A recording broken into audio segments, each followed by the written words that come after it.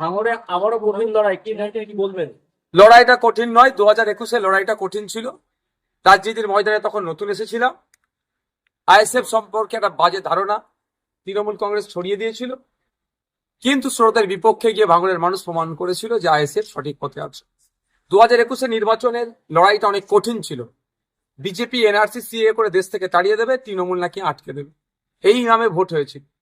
2026 বিগত 5 বছরে আইনসভার মধ্যে থেকে আইনসভার বাইরে, আইনসভার মধ্যে থেকে আইনসভার বাইরে মানুষের জন্য লড়াই করেছি, ভাঙড়বাসীর জন্য লড়াই করেছি, রাজ্যের মানুষের জন্য লড়াই করেছি, দৃষ্টান্ত তৈরি করেছি। বিধায়ক হিসাবে পশ্চিমবাংলার এক প্রান্ত থেকে অপর প্রান্তে অন্যায় অনাচার হলে সেখানে পৌঁছে গিয়েছে ভাঙড়ের বিধায়ক হিসাবে। সুতরাং এই লড়াই 21-এর মতো টাফ লড়াই নয়। এই লড়াই ভাঙড়ের মানুষ আমাকে এবারে আশা করছি ডবল মার্জিনে জিতিয়ে বিধানসভার মধ্যে পাঠাবে। আচ্ছা দাদা, এই যে যাদের বিরুদ্ধে ফৌজদারি মামলা রয়েছে, যাদের বিরুদ্ধে জামিন অযোগ্য মামলা রয়েছে, তাদের যে সিকিউরিটি, সেই সিকিউরিটি প্রত্যাহার করার একটা নির্দেশ জারি করেছে নির্বাচন কমিশন। এই বিষয়টাকে আপনি কিভাবে দেখছেন? তো আমি বিস্তারিত বিষয়টা জানিনি, জানার চেষ্টা করব, তারপরে মন্তব্য করব। তবে একটা কথা হচ্ছে, এমন অনেক রাজনীতিবিদ আছে অন্যায় অনাচার ভাবে একাধিক মামলাতে ধরে লাগিয়ে দিচ্ছে। আমি আমার কথা যদি নওশাদ সিদ্দিকী, আজকে আমি অ্যাফিডেভিট জমা করেছি, প্রায় দেখলাম 17টা মামলা আমার নাম পুলিশ মারা আছে। যদি সবকটা জামিন নিয়ে আছি, সবকটা আমি কোর্টের থেকে আমি এখন জামিনে আছি। কথা হচ্ছে সেই মামলা কোনটা ইচ্ছাকৃত ভাবে অনিচ্ছাকৃত ভাবে কোনটা কি করেছে সেটা বিষয়, কি গাইডলাইন দিয়েছে সেটা না জানা দরকার। আমি যারা এক্সপার্ট তাদের সাথে আলোচনা করি আমি জানাবো। भाई जो ट्रेनिंग पूर्व में जो हफीजुल मोल्ला अरेस्ट हुआ, क्या हुआ? ऐसा तो होना चाहिए। सिर्फ एक हफीजुल से देख के कुछ नहीं होगा। तृणमूल का बूथ लेवल से लेके विधानसभा लेवल तक इतना लीडर्स है, वो लोग का काम ही ऐसा है वोटर को भड़काना। अगर तुम टीएमसी को छोड़ के दूसरे को वोट डालोगे तो आफ्टर 4th में तुम्हारा हालत क्या होगा हम देख लेंगे। ऐसा बोलने से कैसे फेयर इलेक्शन होगा? अंडर प्रेशर उनको वोट डालने का प्रयास का बंद होना चाहिए। हम लोग भी भांगड़ के दिए हैं बहुत कुछ रिकॉर्ड, हम लोग के पास आए, हम लोग भी ईसीआई को कंप्लेन करेंगे। ऐसा बोल रहा है कि अगर वोट डालेगा तो उसका चामड़ा मतलब उठा देगा, ऐसा ऐसा बोल के इसे माहौल बना के रखे हैं। फ्री एंड फेयर वोट नहीं हो पाएगा। इलेक्शन कमीशन ऑफ इंडिया बोल रहा है कि फ्री एंड फेयर वोट कराएगा, लेकिन इस कुछ गुंडा मस्तान टीएमसी पार्टी का कुछ लीडर्स है जो अगर बाहर रहेगा तो फ्री एंड फेयर वोट नहीं होगा। দাদা, ভাঙড়ে প্রত্যেকবারে যে পরিস্থিতি তৈরি হয়, যে নির্বাচনকে কেন্দ্র করে যেরকম একটা অশান্তি পরিবেশ তৈরি হয়, কি মনে করছেন এবারে কি সেই পরিবেশ অনেকটাই মুক্ত থাকবে? 2021-এর আগে অনেক অশান্তির পরিবেশ ছিল। 2021-এর সময় আমরা চেষ্টা করেছি অনেকটাই কন্ট্রোলে আনা, সাধারণ মানুষকেও এবং বিরোধীদের, আমাদের যারা বিরোধী তাদের কাছেও বলি। 2023-এর পঞ্চায়েত নির্বাচনের পর থেকে ভাঙড় হিংসা হয়ে উঠেছে।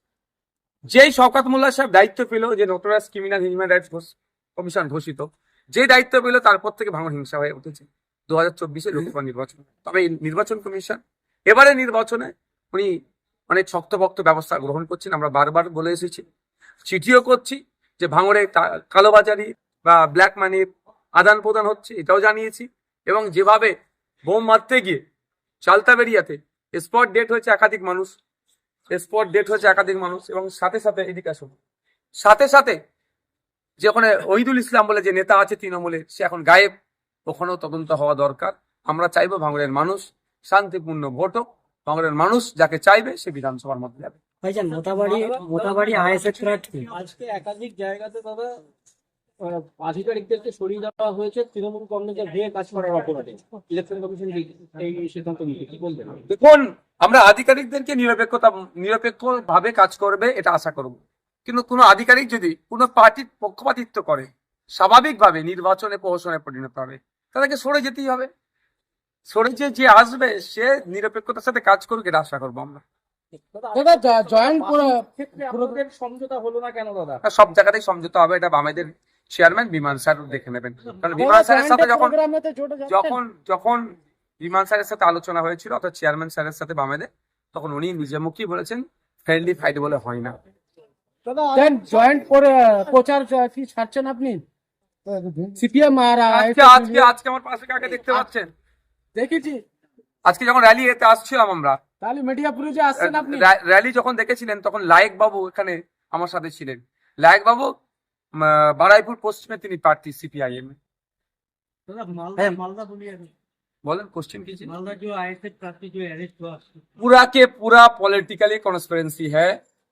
जब ये घटना घटी है वहां पे, वहां उस वक्त हमारा जो कैंडिडेट है वो बाहर में एक तकरीर का प्रोग्राम में था, रिलीजियस तकरीर में।